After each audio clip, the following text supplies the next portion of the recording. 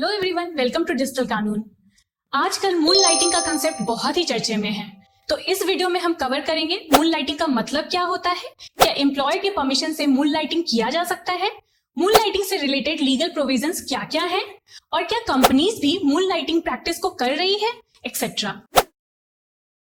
अब बात करते हैं मून लाइटिंग का मतलब क्या होता है।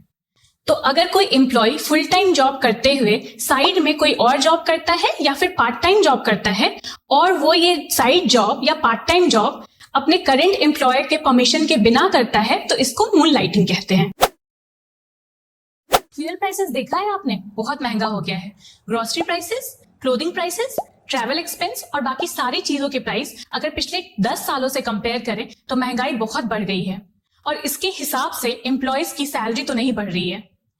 अगर यूएस का इन्फ्लेशन डेटा आप देखते हैं तो वो ऑल टाइम हाई पे है और अगर लॉन्ग टर्म एवरेज डेटा अगर देखें तो 3.26% है और अभी करेंट डेटा 8.26% है।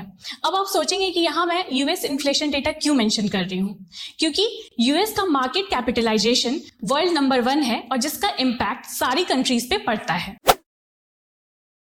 इस महंगाई के साथ चलने के लिए एक सैलरी या एक सोर्स ऑफ इनकम सफिशिएंट नहीं होता है, बट जिन लोगों के पास एंसेस्ट्रल प्रॉपर्टी है या फिर जिन लोगों के पास हाउस होल्ड इनकम है वो फिर भी अपने एक्सपेंसेस को मैनेज कर लेते हैं। बट जिन लोगों के पास एक्स्ट्रा सोर्स ऑफ इनकम नहीं है वो अपने फुल टाइम जॉब के साथ कोई और काम करके extra source of income create करना चाहते हैं। अब क्वेश्चन ये है कि क्या कोई एम्प्लॉय फुल टाइम जॉब करते हुए साइड में कोई और काम कर सकता है और क्या ये लीगली वैलिड है या लीगली इसको अलाउ किया जा सकता है। तो इस सवाल के जवाब के लिए मून लाइटिंग की लीगैलिटी को समझते हैं। तो फैक्ट्रीज एक्ट 1948 सेक्शन 60 के अंडर ये बताया गया है कि अगर कोई एम्प्लॉय फुल टाइम जॉब कर रहा है तो वो साइड में कोई और दूसरा काम नहीं कर सकता है, और अगर वो ऐसा काम करता है, साइड में कोई और भी काम कर रहा है, तो उसको सेक्शन 97 के अंडर पनिश किया जाएगा। बट फैक्ट्रीज एक्ट सारे एम्प्लॉयज के ऊपर एप्लीकेबल नहीं होता है, ये उन लोगों के ऊपर एप्लीकेबल होता है जिनकी कंपनी में मैन्युफैक्चरिंग प्रोसेस होता है। तो फिर बाकी एम्प्लॉयज का क्या, जो आईटी या आईटीईएस में काम कर रहे हैं, ये employees shops and establishment act के अंडर कवर होते हैं। शॉप्स एंड एस्टैब्लिशमेंट एक्ट का कोई सेंट्रल एक्ट नहीं है, ये एक्ट स्टेट वाइज डिफर होता है। अगर हम तेलंगाना और आंध्र प्रदेश स्टेट की बात करें तो इस स्टेट में shops and establishment act 1988 applicable होता है। इस एक्ट के सेक्शन 69 के अंडर ये बताया गया है कि यहाँ पे ड्यूअल एम्प्लॉयमेंट रेस्ट्रिक्टेड है, इवन आप अपने एम्प्लॉयर के परमिशन से भी नहीं कर सकते हो। इस एक्ट के प्रोविजंस के एप्लीकेबिलिटी के अराउंड कुछ एक्सेप्शंस हैं। गवर्नमेंट ने स्पेशल जियो में कुछ कंपनीज को एग्जम्प्ट किया है, और अगर आपका एम्प्लॉयमेंट अग्रीमेंट मून लाइटिंग को या कोई भी कमर्शियल एक्टिविटी को रेस्ट्रिक्ट करता है तो आप उस रेस्ट्रिक्शंस के अगेंस्ट लीगली नहीं जा सकते हैं, और हो सकता है आपके ऊपर कोई लीगल एक्शन नहीं लिया जा सके, लेकिन आपका एम्प्लॉयर चाहेगा तो आपके ऊपर एक्शन ले सकता है। क्या मून लाइटिंग क्रिमिनल ऑफेंस है? तो हाँ, कुछ सिचुएशन में और कुछ एम्प्लॉयज के लिए मून लाइटिंग क्रिमिनल ऑफेंस हो सकता है। जो एम्प्लॉयज कंपनी के एडमिनिस्ट्रेटिव डिपार्टमेंट में डील करते हैं वो कंपनी के प्रॉपर्टीज से डील करते हैं, तो उनके लिए मून लाइटिंग क्रिमिनल ऑफेंस हो सकता है। इन एम्प्लॉय के लिए सेक्शन 420 ऑफ आईपीसी चीटिंग और section 405 to 409 criminal breach of trust applicable हो सकता है।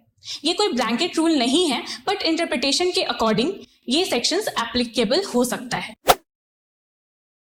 हाल ही में विप्रो के चेयरमैन मिस्टर ऋषभ प्रेम जी ने ट्विटर पे ये ट्वीट किया है कि टेक इंडस्ट्री में मून लाइटिंग का बहुत चर्चा हो रहा है, ये चीटिंग है, प्लेन एंड सिंपल। और इन्फोसिस ने भी अपने एम्प्लॉयज को ये वार्निंग दिया है कि अगर कोई एम्प्लॉय मून लाइटिंग करता है तो कंपनी उसके अगेंस्ट स्ट्रिक्ट एक्शन लेगी या हो सकता है उसके एम्प्लॉयमेंट को टर्मिनेट कर दिया जाए। इंडस्ट्री में मून लाइटिंग के लिए मिक्स्ड रिएक्शन है। कुछ लोग मून लाइटिंग को सही मानते हैं और कुछ लोग इसे गलत समझते हैं और कुछ लोग न्यूट्रल रहते हैं।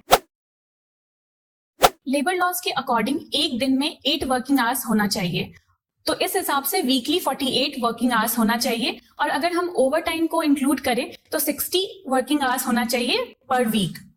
बट एम्प्लॉयर्स अपने एम्प्लॉयज से लेबर लॉज को वॉयलेट कराकर काम कराते हैं। कुछ कंपनीज अपने एम्प्लॉयज से एक दिन में 15-16 आवर्स काम करवाते हैं, बट उन्हें इंडस्ट्री स्टैंडर्ड्स के हिसाब से ज्यादा पे करते हैं और ऐसे एम्प्लॉयज को मूनलाइटिंग करने की जरूरत नहीं पड़ती है, बट हाँ, इन्हें जॉब स्विच करने में थोड़ी परेशानी जरूर होती है। और कुछ कंपनीज अपने एम्प्लॉय से एक दिन में 15-16 आवर्स काम करवा तो लेते हैं, बट उनको एक्स्ट्रा पेमेंट नहीं करते हैं।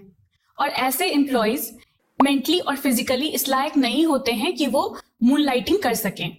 हाँ, जो फाइनेंशियल नीड है जिन्हें, वो जरूर मूनलाइटिंग करते हैं। क्या कंपनीज भी मूनलाइटिंग प्रैक्टिस कर रही है? तो हाँ, बिल्कुल, कंपनीज भी मूनलाइटिंग प्रैक्टिस करती है। क्लाइंट से FTE बेसिस पे प्रोजेक्ट लिया जाता है। FTE का मतलब होता है फुल टाइम एम्प्लॉय, और उस प्रोजेक्ट में एम्प्लॉयज को फुल टाइम के लिए स्टाफ किया जाता है। But at the same time employees को किसी और प्रोजेक्ट में भी, दूसरे तीसरे प्रोजेक्ट में भी स्टाफ करते हैं और वहां भी उनसे काम लिया जाता है। इससे लेबर लॉस तो वायलेट होता ही है, साथ में एम्प्लॉयज का भी राइट वायलेट होता है। यहां आता है क्लीन हैंड्स डॉक्ट्रिन। तो क्लीन हैंड्स डॉक्ट्रिन कहता है one who comes into equity must come with clean hands. इसका मतलब होता है कि अगर आप किसी के ऊपर केस करते हैं तो पहले आप ये देख ले कि आप भी तो सेम क्राइम नहीं किए हो, और अगर आपकी कंपनी मूनलाइटिंग को प्रैक्टिस कर रही है या फिर लेबर लॉ को वॉयलेट कर रही है और आपके ऊपर वो लीगल एक्शन ले रही है, तो आप क्लीन हैंड्स डॉक्ट्रिन का प्ली ले सकते हैं। तो अगर कोई मूनलाइटिंग प्रैक्टिस करने वाली कंपनी आपके एम्प्लॉयमेंट अग्रीमेंट में ड्यूअल एम्प्लॉयमेंट को रिस्ट्रिक्ट करती है, और अगर आप ड्यूअल एम्प्लॉयमेंट करते हुए पकड़े जाते हो, तो आप क्लीन हैंड डॉक्ट्रिन का सहारा ले सकते हो। आई नो सभी लोगों का मूनलाइटिंग के बारे में अलग अलग ओपिनियन होगा। आप मूनलाइटिंग के बारे में क्या सोचते हैं? कमेंट करके बताएं। I would love to read your comments. मिलते हैं अगले वीडियो में एक नए लीगल टॉपिक के साथ।